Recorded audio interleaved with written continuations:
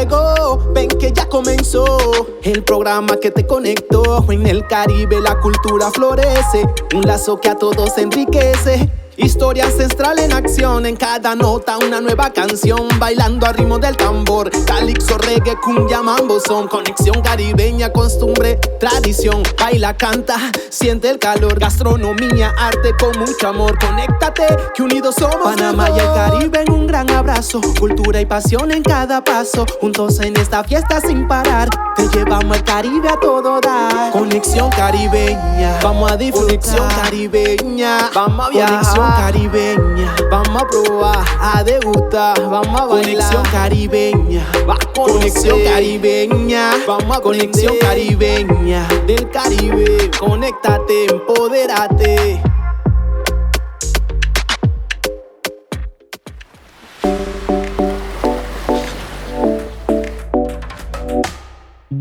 Bienvenida familia a su programa favorito de cada semana, Conexión Caribeña, y hoy tenemos a un súper invitado, a una persona que tiene una trayectoria que revolucionó el baile en Panamá, el reggae en Panamá, la cultura en Panamá, y que hizo cosas muy especiales más allá de la música en otros espacios y otras esferas, y esa persona es Ricardo Weeks O'Neal. Perdón, Ricardo Alexander Weeks O'Neal, mejor conocido como DJ Black. DJ Black, un amigo, DJ una persona negro. muy especial. El DJ Negro. DJ Negro, que bueno, al final también ese es otro tema, ¿no? Claro que sí. Pero bueno, hoy tenemos en la casa a nuestro querido DJ Black, Ricardo Weeks. Bienvenido, Ricardo. Hola, Orena, ¿cómo estás? Gracias, bien. muchas gracias por tu invitación. Y le damos la bienvenida a la gente que se encuentra en la casa para que escuchen la verdadera historia del señor Ricardo Alexander Weeks, alias DJ Black. Así es, y vamos a empezar esa historia. Háblanos un poquito de quién es ese joven que se cría en parte en Curundú, luego en Juan Díaz y que tiene este viaje. Háblanos un poquito de Ricardo Weeks. Bueno, principalmente mi nombre completo, como bien lo dijiste, es Ricardo Alexander Weeks O'Neal. Nací el 2 de julio del 72. No soy tan joven, tenemos 52 años de edad. Y pues nací en Curundú, en las casitas de Curundú. Vivimos un tiempo en el Marañón y pues me crié en Juan Díaz, San Cristóbal de Juan Díaz, y pues estudié en el colegio Elena Chávez de Pinate, que es mi alma mater. Luego en el colegio del Instituto Tomás Alva Edison, donde me graduó de electrónica.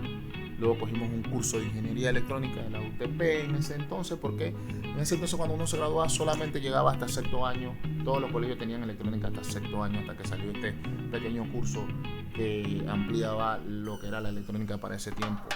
Y pues mi carrera artística empieza justamente en ese momento, cuando yo voy a un baile de estos de electrodisco y soy de revelación viequito, y me encuentro entonces con un evento de los Guerreros de la Música, que era una competencia de reggae, donde estaba concursando una serie de cantantes de reggae en ese tiempo, y entre ellos Nando Boom.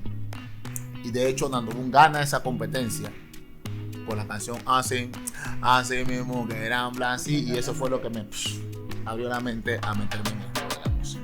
Esto de la música, y hablando de esto de la música, Ricardo, estamos saltando directamente ese papel que tú jugaste en lo que fue esta influencia en los ritmos, fusionando la cultura panameña con la jamaicana, en canciones como la del pique. Háblame un poquito de esa experiencia cuando se forma toda esta revolución a través de ese disco que cantaste en ese momento. Bueno, yo era un estudiante, estábamos en la escuela cuando empezamos a escuchar todo esto de Renato, de Supanandi, empezamos a escuchar a Reggae Sam, y pues ya para ese entonces el movimiento fue tan rápido y tan brusco que una vez que se dio la primera competencia de reggae, empezaron muchas otras competencias ahí mismo seguidito. Y conozco muchos artistas que para ese entonces, Cocomán, Jamison, Eri Golestar, Eri Tiempo Estudiantil, había un montón de muchachos que en ese tiempo estaba. Yo me tocó también Virgilio Gustavo, estaba TJ Maelo, había una serie de artistas que en ese entonces nos encontrábamos mucho en las discotecas, pero había una forma de hacer la música.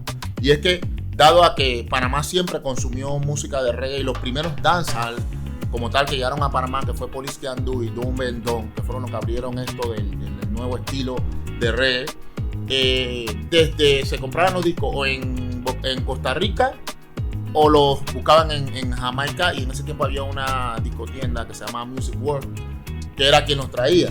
Que para la competencia tuvimos que ir a buscar un disco a Music World para comprar ese LP, que recuerdo que me costó creo como $5 y algo, que era un disco de 45, para entonces nosotros cantar. La música de reggae de Panamá inicia haciendo una especie de doblaje, porque muchas veces, como ese inglés no era un inglés, sino que era un patuá, a los que lo entendían podían doblar las canciones o como se dice, traducirlas, pero el que no entendía muy bien las canciones lo que hacía era coger las melodías. Y de esa manera es donde nacen casi todos los artistas haciendo ese estilo de música.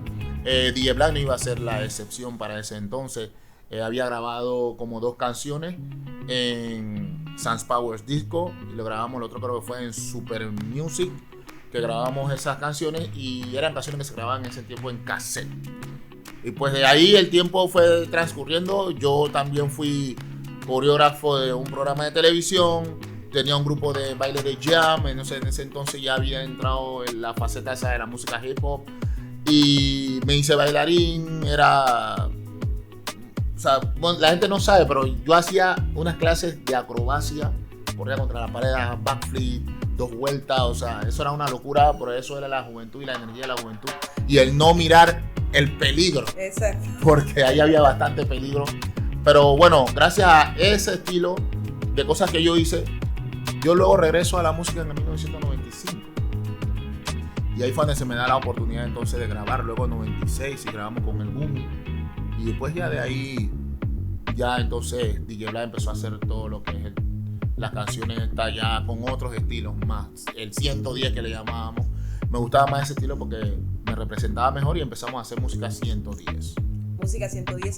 Vamos a dejar hasta ese punto y vamos a regresar más adelante hablando un poquito de lo que ha pasado con ese 110 y ese estilo que tú de alguna manera iniciaste, que ahora ha desembocado en todo un género en República Dominicana y en el mundo, reggaetón, que es el reggaetón, pero principalmente el dembow. Así que regresamos con eso y seguimos con más de Conexión Caribe. Y seguimos con esta interesante entrevista a Ricardo Wicks, una persona que ha sido clave en la revolución del género del reggae en América Latina. Y hablando de eso, Ricardo, háblanos un poquito. Hay muchas personas que no entienden este fenómeno del dembow. Entonces hay todo un debate, que si Panamá, que si República Dominicana, y toda esta novela que se está generando del debate, porque las personas piensan que los panameños quieren reivindicarse, que si el reggaetón y ahora que si el dembow. Entonces háblanos un poquito, el estilo que tienen los artistas dominicanos que están facturando muchísimo dinero en este momento es muy similar a ese estilo que tú iniciaste hace años atrás. Entonces háblanos un poquito de eso. Incluso los mismos artistas son muy similares a los artistas panameños para ese entonces. Venía gente de barrio, gente pobre que encontró, igual que se encuentran en el deporte, encontró una forma también de poder llevar economía a su casa, ¿verdad? Hacerse famoso y de hecho hacer lo que más disfrutan, que es música. Bueno, nosotros en ese entonces, como siempre aquí en Panamá se ha hecho dancehall y se ha hecho un backup de las canciones, muchos otros artistas tenían canciones también genuinas, originales. Empezaron a nacer otras facetas en la música. Estuvo las 4 potencias, o sea, tenías un Chichomán para ese entonces, mucho antes que eso, que estaba súper pegado.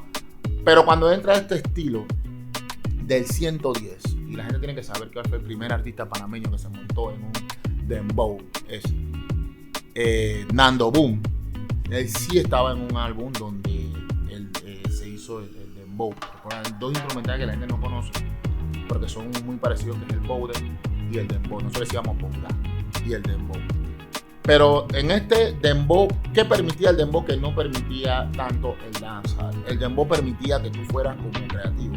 Y como el panameño venía ya de un tema del haitiano, donde ninguno de nosotros panameños, bueno, por lo menos el 99.9% de los panameños nacidos en Panamá no habla el dialecto de Haití. los discos de Haití, de haitianos, que le llamamos a nosotros así, decían puela puela y nosotros decíamos vuela vuela. A las 12 con Mabullá y a las 12 ya tú sabes. Entonces, esa picardía que teníamos los panameños mucho antes de que entrara el reggae a pegar en Panamá con estos nuevos dancehall, ya nos gustaba el doble sentido, usábamos el doble sentido. Había muchas canciones de haitianos que se usaban doble sentido y ese mismo concepto se empezó a usar con el dembow. El dembow te permitía hacer un coro y justamente, para que la gente sepa, que este es también un dato importante, las músicas originales de los panameños eran en dembow. En dembow nosotros no copiábamos a nadie, porque los jamaicanos que grabaron en dembow grabaron dancehall.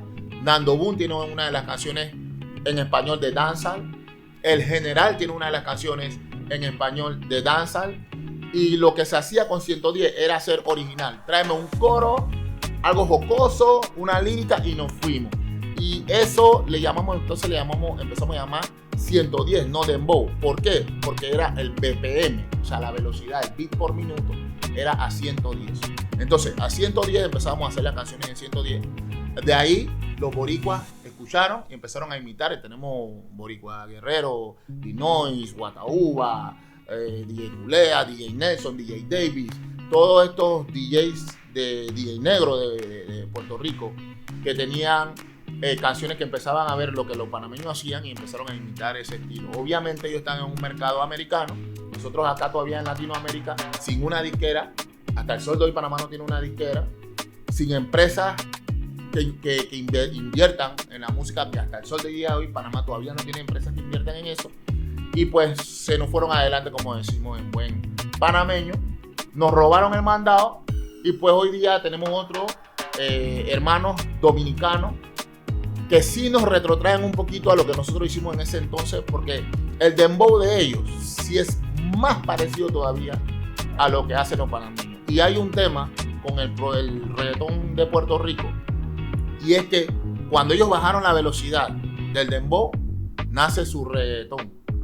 Y el estilo que ellos tenían y la forma de ellos hablar se hizo tan coloquial que Mi Dolor era, y si buscan, DJ Black no tiene un solo reggaetón. Mi dolor era ver artistas panameños después tratando de imitar a los boricuas. No se vale. O sea, y no solamente tratando de imitar, sino en el estilo de la música, en el estilo de hablar, en el estilo de escribir. Y yo decía, pero no necesitamos eso si nosotros tenemos nuestro propio estilo. Y aunque mucha gente decía, pero DJ Black, tú hablas de imitar, tú cantas como Don Chesina, porque es mi voz y mi estilo era así, pero mis canciones eran estilo panameño. Entonces, siempre tratamos de competir contra esto y es difícil competir contra emporios y contra dinero, y para nosotros era como una pelea desleal, una lucha desleal que hasta el sol de hoy todavía a los panameños les cuesta levantarse en Estados Unidos. Perfecto. Bueno, es muy interesante lo que acabas de compartir y vamos a seguir un poquito más, Ricardo. Ahora vamos a compartir también el espacio con un gran artista de Jamaica. Este artista por primera vez llegó a Panamá y Conexión Caribeña tuvo la exclusiva de entrevistar a Wayne Wonder, una persona increíble. Sí, yo le llamo el caballero del reggae, el caballero del Caribe, le llama Jermaine. Así que vamos a ver cómo fue esa entrevista con Jermaine Vázquez y Wayne Wonder y luego seguimos con más de Conexión Caribeña. Y estamos de vuelta en esta increíble entrevista con Ricardo Wicks. Esta entrevista es muy especial, estamos aprendiendo muchísimo sobre la música, la historia del género en nuestro país.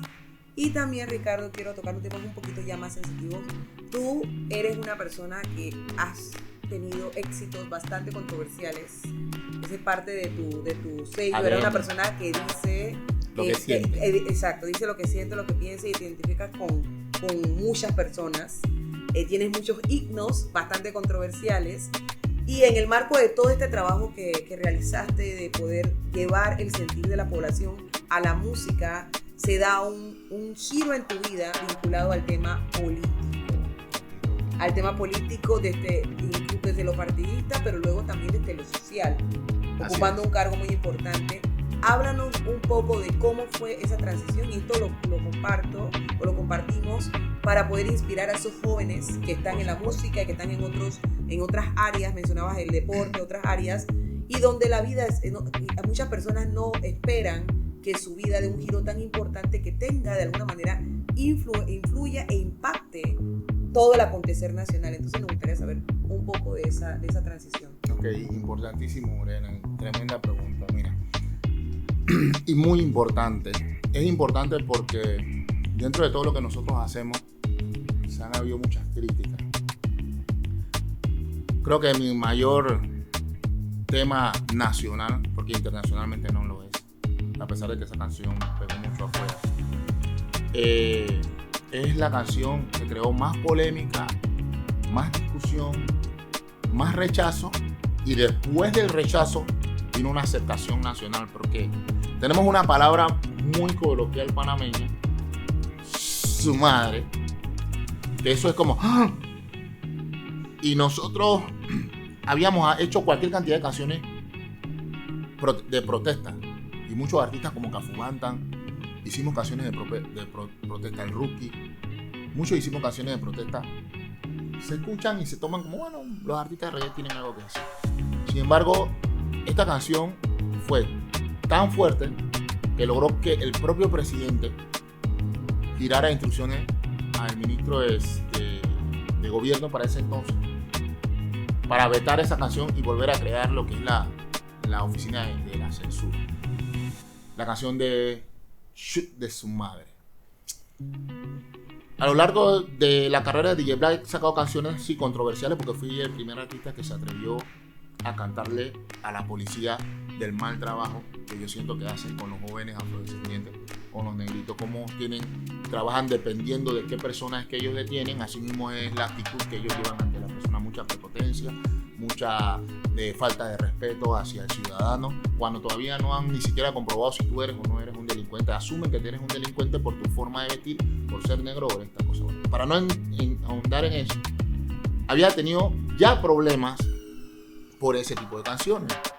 Luego empecé a hacer canciones yo tomé la decisión en mi vida de empezar a hacer canciones de lo que yo oigo en la calle, lo que yo escucho, que la gente dice, lo que la gente siente. De esa manera yo sabía que iba a poder lograr el impacto, porque ya no se trata de lo que yo digo, yo pienso, se trata de lo que la gran mayoría del pueblo piensa. Y eso fue lo que plasmé en la canción, y hablé de la corrupción, y hablé de que no metían a la gente presa y todo eso que el panameño siempre dice. Hoy todavía tenemos a un diputado en la asamblea que hace lo mismo como diputado. Entonces ya sabemos que el pueblo quiere que la gente que tiene una voz sea su voz, la gente que puede ser escuchada por la gran mayoría sea su voz. Eso fue lo que hicimos. Eso me trajo a mí muchos problemas. Me trajo a mí como artista que se me cerraran las puertas en los carnavales, se me cerraran las puertas en muchos lugares. Se ordenó que tarima donde subiese DJ Black, a DJ Black lo bajara. Ese carnaval que salió la canción de su madre era la canción más pegada para carnaval, y yo nada más me hice $350, porque donde yo iba tenían orden a nivel nacional de que se sube DJ Black.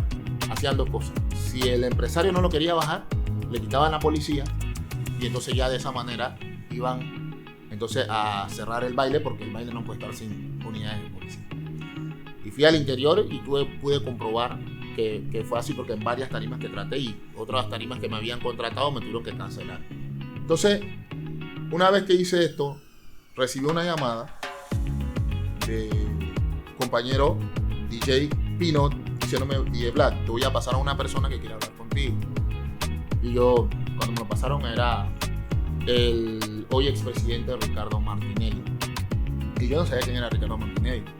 Y pues nos reunimos y me dice: ven acá, tremenda canción. Esta gente, porque en ese momento tenía hasta un caso me tenía subiendo y bajando escaleras por el expresidente, y me dice: esta gente te quieren. Mira, me gusta tu concepto, te gustaría participar con nosotros en la política. Al principio yo no estaba muy convencido, pero luego de tener todas las puertas cerradas me convencí y decidí trabajar con este señor. Y pues yo creo que la historia, ustedes ya supieron toda la historia, Los Locos Somos Más y todo lo que se hizo. Pues el señor llegó a la presidencia, y aquí es donde entonces se dio el giro de lo que sería entonces mi vida en el sentido profesional. Y para mí es importante y para mí, no, hasta que no te sucede, tú no te das cuenta del poder que tienen las palabras, del poder que tiene el trabajo que cualquiera puede hacer. Una persona puede ser un escritor, puede cambiar la historia de mucha gente solamente con escribir un libro. O tal vez con escribir algo importante. La gente puede cambiar la vida con hacer un documental. La gente puede cambiar e impactar la vida de mucha gente con lo que sepan hacer. Si lo saben cómo enfocar, ¿verdad? Yo creo que podemos hacer mucho. Y mi invitación, no solamente para los artistas de música de reggae, para esos profesionales que son abogados, esos muchachos nuevos que vienen del barrio que con esfuerzo sus padres les pagan su estudio para que sean abogados.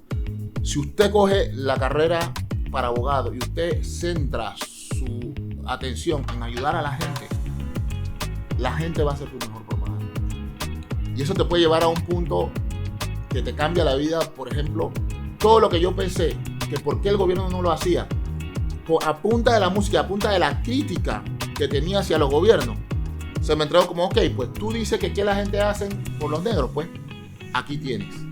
Y solo fue cosa de Dios que todo se fue amarrando, porque yo ni siquiera, Ricardo Martinelli me había nombrado secretario de asuntos de la India Negra, sino que yo era asistente del presidente y me asignan a atender a una gente que venían casualmente con ese tema afrodescendiente. Esto creó alguna controversia y por lo que hizo pues que decidieran entonces toma el cargo. Y yo he podido con este cargo darme cuenta de cosas que yo, a pesar de que las sabía, no sabía la profundidad de esto. La cantidad de gente que necesita apoyo social. Para muchos será paternalismo, esos apoyos, pero señores, tenemos jóvenes que no se están educando. Y que el Estado está concentrando todos los poderes y todo el financiamiento en áreas ya resueltas. Y nuestras áreas comarcales y costeñas, Colón, Bocas del Toro, no hay un trabajo gubernamental para levantar a esta juventud, a las mujeres, a los jóvenes, niños que están padeciendo. Yo creo que las direcciones sectoriales deben de dejar de ser simples protocolos o simples compromisos de gobierno de que hay que tener una secretaría de la India Negra, hay que tener una viceministerio indígena para cumplir con los compromisos internacionales de colaboración internacional como Naciones Unidas y demás. Tenemos que empezar a hacerlas funcionales. Esto no puede ser que exista una secretaría de lo que quieras y la gente ni siquiera sepa de qué se trata. Si la gente no sabe qué trabajo tú haces, quiere decir que tú no estás haciendo un trabajo. Entonces, esto impactó tanto mi vida que yo dije, vean acá, aquí hay algo. Y le pedí al presidente pues, que se creara la propia institución de la India Negra. Aparte de, había un decreto que creaba un Consejo Nacional, y pues me parecía que esto tenía que tener, era una dirección, una secretaría, un ministerio, lo que se necesitara para empezar a ayudar a la gente. Y eso ha cambiado mi vida de muchas maneras. Entonces hoy me ven aquí en saco, dirán, ¿por qué hace Diebla en saco? Pues hoy casualmente tengo una reunión muy muy importante sobre ese preciso tema. Y por eso estoy aquí. Urena me hizo hacerme la entrevista artística en saco. La gente va a decir, mira, sí, pero tú eres, eso no importa. Tú eres una persona, tu ropa no te hace. Claro que tu ropa sí, no te hace, es correcto. Pero vamos a dejar a las personas intrigadas un poquito. Vamos con un poquito de música para darle un soundtrack a esta historia que Ricardo nos acaba de contar. Y regresamos en el cuarto bloque con mucho más y un poquito más de Wayne Wonder. Nuestro final, nuestra parte final de esa entrevista. Increíble, como esta. Y ahora sí estamos de vuelta en esta última parte del programa de hoy en Conexión Caribeña con nuestro invitado de oro, Ricardo Wicks, mejor conocido como DJ Black. Y nos hablaste un poquito, Ricardo, de ese viaje que tuviste, de todo. Para mí, yo aprendí esto, o sea, de que Pinot tuvo que ver con tu conexión con el señor Ricardo, o sea, toda esta experiencia tan profunda, lo que compartías. Quiero rescatar que de alguna manera ese viaje, esa historia que tuvo el movimiento social afropanameño en todo este proceso, principalmente desde el 2000 hacia la fecha, se encontró de alguna manera contigo y con ese papel fundamental que jugaste de ir dando o empujando la transformación de lo que hoy es la Secretaría Nacional. Así que es algo interesante esa parte. Y quisiera saber, Ricardo, si tú tuvieses en tu mano la posibilidad de transformar 3 cosas en Panamá, ¿qué serían? ¿Cómo la harías? Bueno, a mí me parece que fundamentalmente la educación es importantísima. El tema de salud, muy fundamental. Y el tema de las oportunidades. Y cuando hablo de oportunidades me refiero a la empleomanía, ¿verdad? El emprendimiento, que haya esa oportunidad de que las personas que no cuentan con un salario puedan contar con un ingreso por medio de sus actividades, tanto culturales, que pueden ser culturales, musicales, artísticas, incluso que las vivencias que uno ha tenido. Yo invito a todos esos jóvenes que tienen historias increíbles, que piensan que su vida pudiera ser una película, pueden hasta escribir de su vida, porque es importante. Tú nunca sabes qué va a ser relevante para los demás, y tal vez tu historia sea la historia que está esperando los premios Oscar para premiar, valga la redundancia. Entonces nosotros invitamos a la gente a que salga de ese espacio de confort y busque su futuro, busque su progreso con todas las herramientas que la vida le ha dado. Porque incluso tenemos gente con discapacidad que ha logrado ubicarse popular y económicamente solo por su vivencia. Entonces, para mí estos 3 pilares son fundamentales, porque son los que necesita nuestra población para poder salir adelante. Principalmente educarnos, tener el tema del acceso a la salud, que muchas poblaciones alejadas de la ciudad no la tienen. Ya la educación, acceso a la salud y el tema económico, que es muy importante. Entonces, para nosotros esas son las prioridades. Y yo pienso que si yo fuese presidente de la República, atacando estos 3 temas, hay que darle un giro al tema de salud, pero enorme. A mí me parece que yo empezaría con, lo siento mucho por quienes se sientan aludidos por esto, pero no podemos tener doctores trabajando a medio tiempo y después teniendo que ir a clínicas, habiendo tantos muchachos graduándose de médicos. Tengamos especialistas, que necesitamos muchos especialistas. Necesitamos programas para poder llevar a nuestras comunidades apartadas de la ciudad. Gente que tienen 5 horas que tienen que demorar para llegar a atenderse con sus dolores de lugares donde no hay camino. Creo que hay que traer eso. La educación, no solamente tienen que enseñarnos a nosotros a hacer servicio, tienen que enseñarnos a nosotros a ser emprendedores. Y la educación les falta. No solamente aprender a hacer palito y bolita y sumar y restar y multiplicar. Tenemos que tener una educación financiera que no nos dan en el colegio. Por eso que la gente pobre, cuando coge plata, la bota por ahí mismo, porque ahora quiero hacer mi casa que sea la más bonita del barrio, y me gasté toda la plata y después quedé con la casa bonita que no puedo morder la casa para alimentarme. Creo que ese dinero se pudiera coger en inversión, si tuvieras la idea de hacer inversión.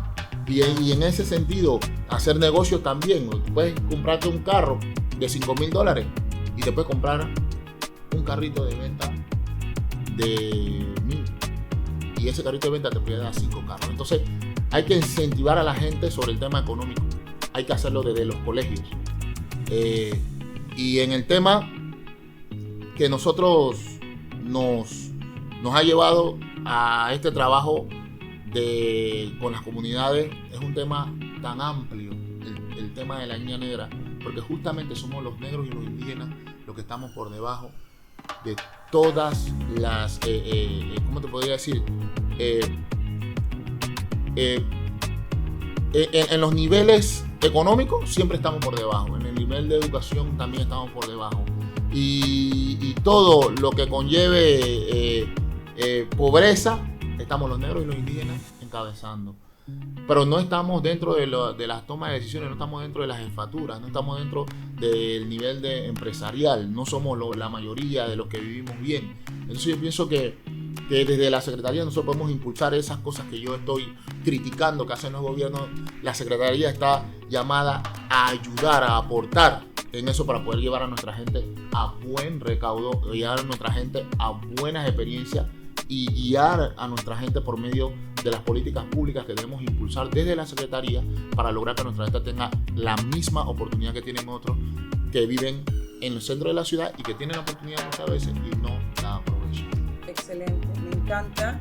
Bueno, ojalá que Dios te dé esa oportunidad tan importante de poder cumplir esa visión, y estoy completamente segura que toda la comunidad consciente y comprometida con el desarrollo de la mayoría te va a apoyar. Bueno, mira, y yo quiero decir algo en ese sentido, Brena. Dios ya me ha dado más de lo que yo siento que me merezco. Y no soy quien para decir lo que me merezco, no, pero Dios me ha dado más de lo que merezco. Y yo quiero que tú sepas que lo que se ha podido hacer no se hizo porque DJ Black sea la persona tan brillante. Se hizo porque me hice llegar de personas brillantes que viven en las comunidades y que me decían, nos falta esto y nadie hace esto por nosotros. No hay cosa más importante que escuchar a la gente, porque no es lo que tú quieres. O sea, hay veces que yo me di cuenta que muchos compañeros de gobierno se equivocaban porque decían, voy a ir a esta comunidad y voy a poner una cancha de fútbol. Y adivina, ese no era el problema prioritario. En esa cancha de fútbol se podían gastar $200,000 porque era sintético. Sin embargo, la comunidad, si le preguntaba a la comunidad qué era más importante para ellos, agua. La consulta ciudadana. O sea, habían cosas más importantes que muchos proyectos que se llevaban a las comunidades. Yo creo que ese es algo muy fundamental, escuchar a la gente para poder hacer un trabajo efectivo. Porque una vez que la gente te dice qué necesita, ya tú sabes qué tienes que hacer. Entonces, y la gente fue muy fundamental. Eso es muy importante, el contacto de la comunidad con la gente, el contacto de las organizaciones con las autoridades. Y bueno, es un viaje, este gobierno apenas empieza y creo que se han logrado cosas muy importantes. Y yo creo que una de las lecciones más grandes que nos ha quedado es un proverbio africano que dice que las huellas de las personas que caminaron juntas nunca se borran.